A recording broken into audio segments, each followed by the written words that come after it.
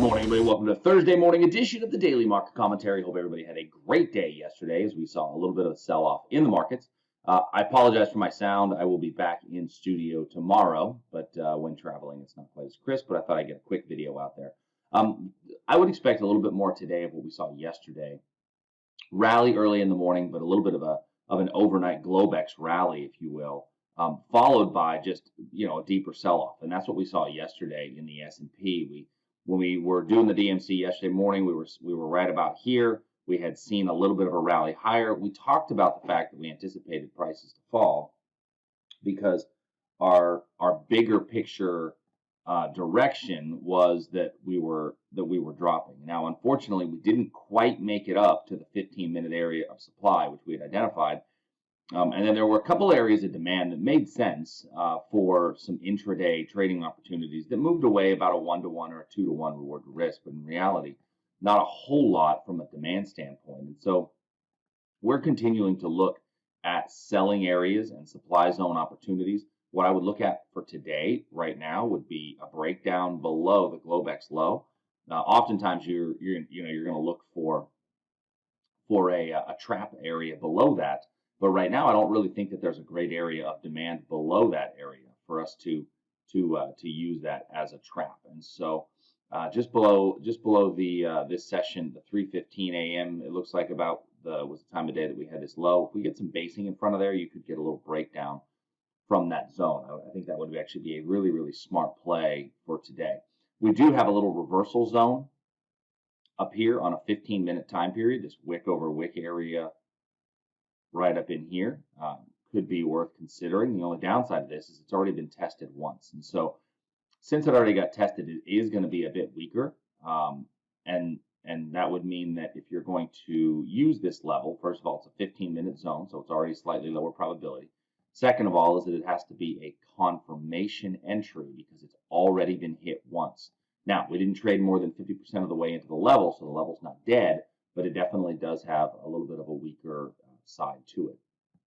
Looking at the NASDAQ, we did say yesterday that if you were going to take a long, the NASDAQ was probably the better market to do it in. And when we look at yesterday's NASDAQ market, the 15-minute level, where we had a little base rally above a pivot low, we did get a nice move off of that level yesterday. Certainly, we've come down through there. And then we came to the hourly level, and then we rallied off of that hourly level. But both of those levels are now DTM because we traded into those. And I need to look for my next area of supply that makes the most sense. So looking at this from a pure supply perspective on the hourly chart, once again, we have a really nice wick over wick here just below a pivot. That's a really good wick over wick just below a pivot high. I really like those kind of levels. The downside of this is, number one, we may not make it there. Number two, we are basing a little bit before that level. But I think overall, our big picture downward trend remains what's in control. Now, we are coming close to the level yesterday that I talked about, this 44.99 area here, this 4,500, as really the area to be aware of when we're looking at true demand on a bigger picture time period. We're only 29 points away from there. And that was important because it was our last weekly swing high and our last swing low. And getting below there would be a pretty telling sign that could lead to continued weakness. Just putting up the SPX for a minute, the actual SPX index. I'm going to throw a couple of our major moving averages on this index. And if I put some of those major moving averages on, you'll see that we are below both the 20 and the 50-day moving average. And we're approaching the 200-day moving average. And the 200-day moving average is right about 44.25 at the moment. But we haven't touched the 200-day moving average in the equity markets on the S&P in quite a while. Matter of fact, let me go back a few years.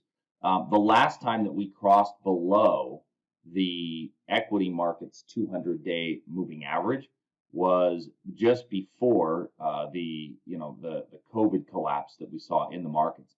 Once we crossed back above it on the rally, we have stayed above it the entire time. And the 200 period moving average is not something that the S&P crosses very often. So I do want to just keep that in mind as we are approaching that 200 period moving average. Let's take a look real quick at crude oil, as we are seeing, we talked yesterday about the fact that crude oil looked like it could be putting in a bit of a topping pattern. We looked at this for a potential breakdown yesterday. We didn't truly get basing. We got a little bit of basing in there, but not the best. But we were looking for, was there a quality pivot around there, and we needed to wait for the quality pivot. Don't feel like we got that quality pivot yesterday to give us an opportunity to get in to this breakout. However, we are getting a little bit more of a setup for today. So I'm still okay if you want to take the breakdown. This little area of demand, we bounced off of that, and so I'm going to remove that one now. I think if you want to get a short below 85, I think that's actually an okay trade for a move down to about 84, so long as, once again, we get a little pivot that's close enough that justifies the risk that you'd have to take in that position. Gold rallied up pretty hard yesterday. There was a really strong move higher in gold. There wasn't a whole lot for me to trade, but when I look at the daily chart, we are coming up to this bigger picture area of supply. We've come really close to it and didn't get in.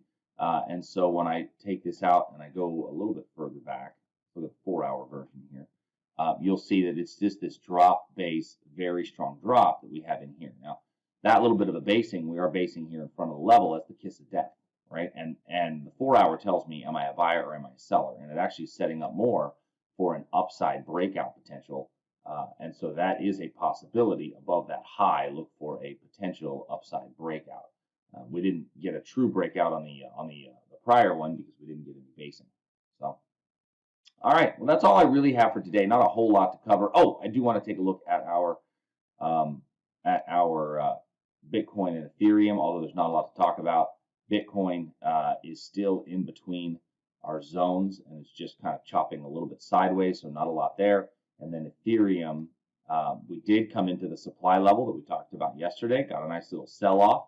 We're back into it again, and so I certainly don't think that I would take it a second time through, but it did give us a nice little sell-off from yesterday's area of supply. As it stands right now, our 4-hour chart still tells us that we are better off being a seller. It has not changed our trend direction at this point, but we are seeing a little bit more strength with that hourly level of supply being hit a couple of times, and it's a possibility that we could come up from here just a little bit. So if you have any questions, as always, send us an email, support@tradersarmy.com. Until tomorrow, everybody, I will talk to you soon. See ya. Hey, thanks for joining us. If you like what we do, please make sure you hit that subscribe button. It's the only way the computers know that you're actually alive and really care. And go to tradersarmy.com today to learn a bit more. And if you want to see some of our other videos, click here in the box.